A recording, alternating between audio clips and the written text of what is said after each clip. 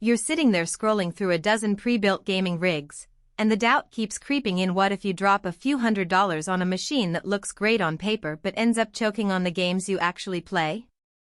I get that. Nobody wants to waste money on a system that won't keep up with a 1440p shooter or a demanding RPG, and you're also wondering if the hype around the newest CPUs and GPUs actually translates into everyday smoothness. Link is in the description if you want to check the product details on Amazon. So let's unpack the Skytech Azure gaming PC and see whether it's the kind of set-and-forget powerhouse you need, or just another glossy box with a price tag that could be better spent on a monitor upgrade. I've dug through the specs, read through the community chatter on PC building forums, and asked a few friends who already run similar rigs about the day-to-day experience. What follows is a straight-talk review that tries to answer the exact questions you're probably asking right now. First off, the heart of this machine is the AMD Ryzen 7 7700X. On paper, that's a 4.5 GHz base chip that can turbo up to 5.4 GHz, and it's built on the latest Gen 4 architecture.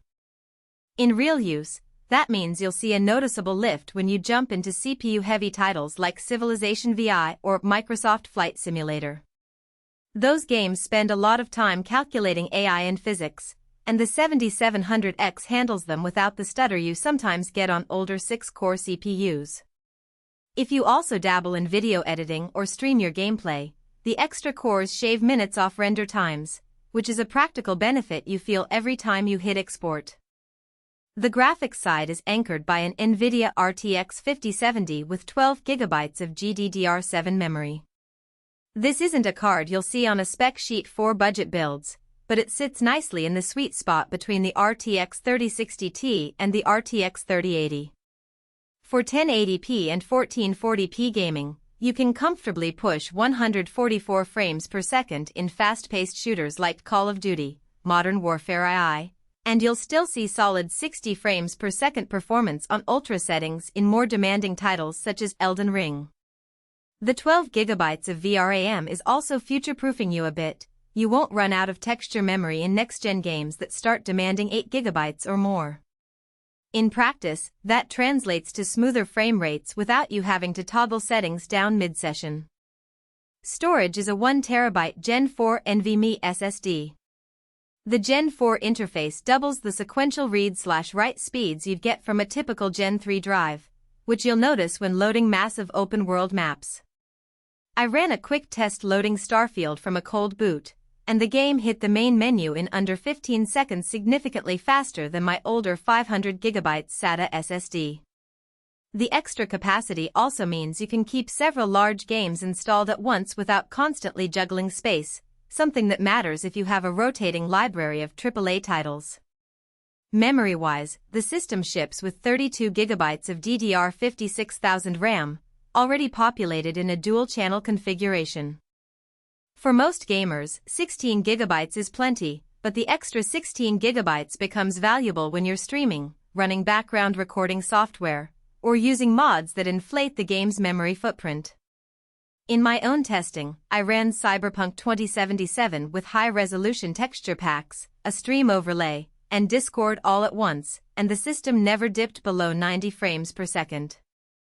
That's the kind of practical headroom you only notice when you actually multitask, not just when you sit down to play a single game. Cooling is handled by a 360mm AIO Liquid Cooler with ARGB lighting. The radiator is sizable enough to keep the 7700X temperatures hovering in the low 60s C under full load, which is a big deal if you plan to push the CPU with overclocking or run long gaming sessions. The fans are relatively quiet. You'll hear a faint whine at high fan curves, but it's far from the aggressive roar you get with many air coolers. The visual aspect RGB lighting doesn't affect performance, but if you like a tidy case with a bit of flair, the Azure's tempered glass side panel showcases the lighting nicely without looking cheap.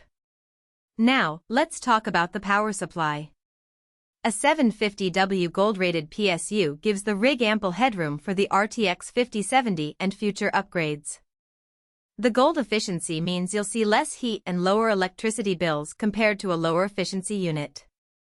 The real test is whether the PSU can handle a sustained load.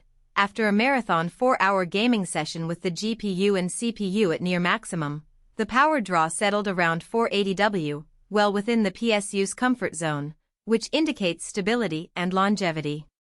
Who should consider buying the Skytech Azure?